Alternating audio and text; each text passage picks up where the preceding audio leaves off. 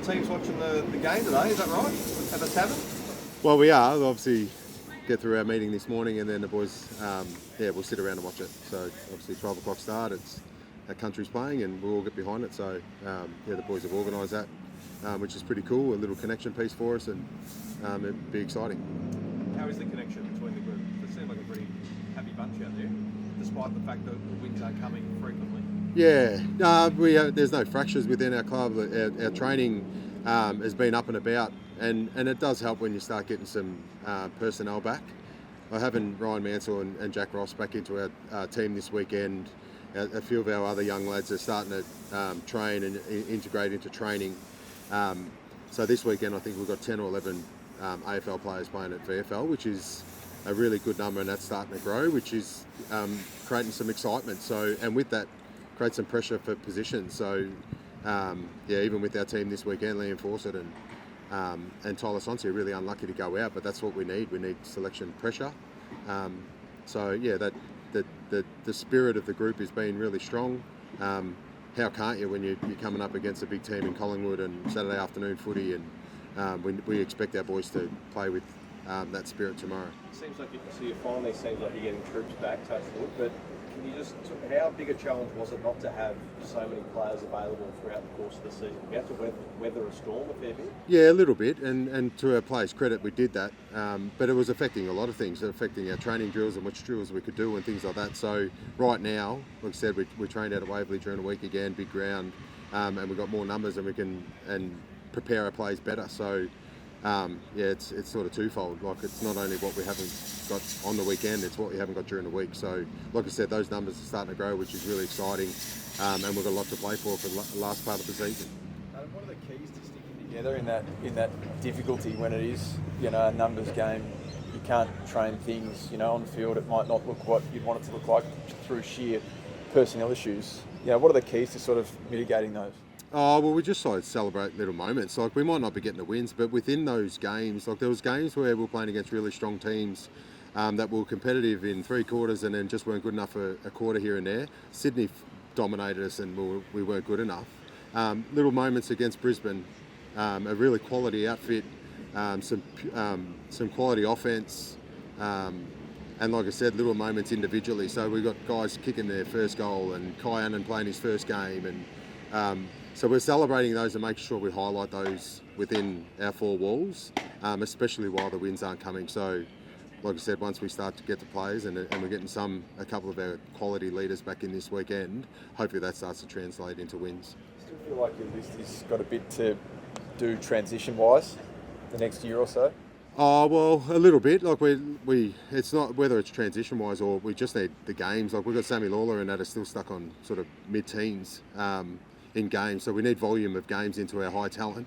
Taj Houghton will get another opportunity. Hopefully he gets through the rest of the year and starts to push that barrier and getting closer to 30 games by the middle of next year. So our list is at a position right now whether we go to hit the draft again, it's a really strong draft, or we start to bring in quality players or free agents. So the next year or two we'll start to really fine-tune our list to really push when our high talent are starting to hit that 50 game mark.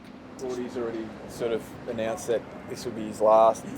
What do you sort of do in terms of management of that generation of player when you think of like your Hopper and Prestia and do these guys have another crack? Do you sit down with them at the end of the year and discuss where you'd like to go? Yeah, well, there'll be an open discussion. Obviously, Brody, we understand what Brody's planning, but when you're talking Dion and Lynchy and their value right now has been terrific, so we'll make that decision on whether they're required. Lynchy's obviously a really important player in our front end with the age profile of our front end. Dion right now we'll have that discussion together and have an open conversation at the end of the year. But like I said, right now the value that they're providing for our younger players has been immense. So those discussions will be at the end of the year. How frustrating was the weekend against North Melbourne? How determined the team here after what was probably one of your poorest performances of the year, I think would be fair to say? Yeah, it's a funny one. You talk through a poor performance and we lose by 20-odd points. We're Sydney, we lose by 124 points. That was our worst performance. Like, it was just an ugly game of footy, and we don't want to play that way. Like, our offence, we just were scattered a bit on offence, but we used a lot of our energy on defence. the Kangaroos played a certain way and took our pressure away, which just made it an ugly game of footy. So when you say it's our worst performance, I'll disagree with that. It just wasn't the right way to play. We want to move the ball quicker, we want to score more, and hopefully we can do that this weekend. But like I said, we've got an opportunity to rectify that this weekend. What can we gain?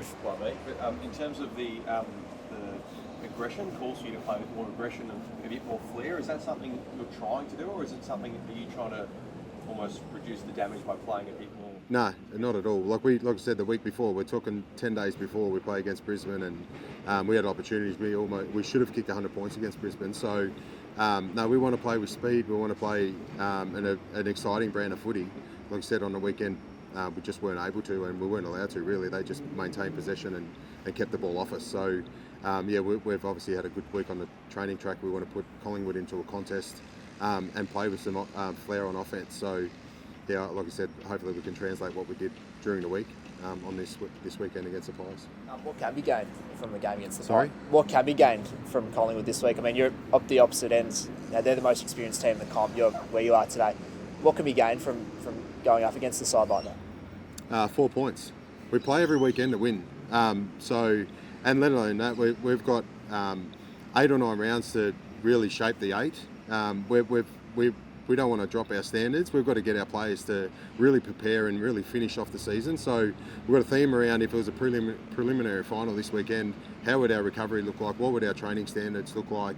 And we need our players to be prepared for that and be ready for that. Like our older players are driving that. They know what it's like leading into a final series. We don't have the finals carrot, but we can have we can have the right mindset and the right behaviours. So there's a lot to gain, and to be fair, based on last weekend, we need to rectify our performance. We need to be stronger in our defence, and we want to have some flair on offence. So there's plenty to play for this weekend. Players sort of fire up for that, Adam. Do you think to derail another club's sort of wild card opportunity? Is there that sort of sting in the group that's a motivator? Well, that's a part of our motivation. I'll be driving that. So when you don't have the opportunity to play finals, we want to shape the finals. So creating pressure around performance and the night before a game and building the game up. We love like Dreamtime and Anzac Day Eve. The spotlight's brighter. So when we're coming up against teams fighting for a position in the 8 and we get a chance to deny that, I'm going to put that pressure on them. So our younger players need to learn through that and understand what it's going to be like when we are pushing for finals. So we'll be testing ourselves this weekend. The comment about the Tigers being a destination club was a pretty big statement, I think. Was it something, despite the fact that wins aren't coming at the moment, what is it that gives you confidence that people like Zach Butters or anyone looking to come to your club or considering it pick you over other clubs, given the win-loss record at the moment? I just think if you look at a list profile, like the high talent, you'll see a few of them back out there this weekend. Like I said, Taj is only into his 10th game of footy.